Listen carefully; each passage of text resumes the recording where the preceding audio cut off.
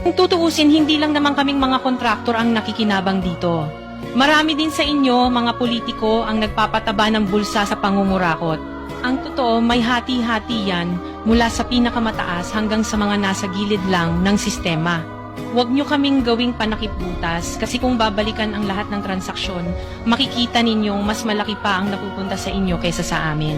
Lahat tayo alam ang laro, pero pag nahuhuli, kami lang ang tinuturo at pinarurusahan. Kaya huwag ninyong ipakita sa publiko na malinis kayo dahil sa bawat proyekto may kapalit na porsyento para sa inyong mga opisina.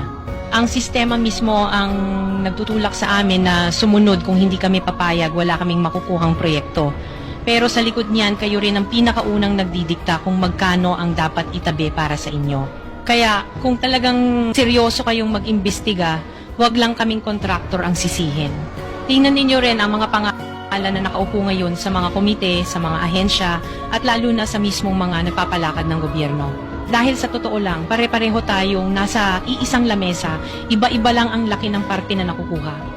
Kawawa po talaga ang mga mamamayang Pilipino kasi ninanakaw lang natin ang kaban ng bayan. Pera ng taong bayan pero tayo ang nakikinabang. Hindi ba tayo nahiya? Ang mga mahihirap mas lalong naghihirap. Kaya tama na ang pangungurakot natin.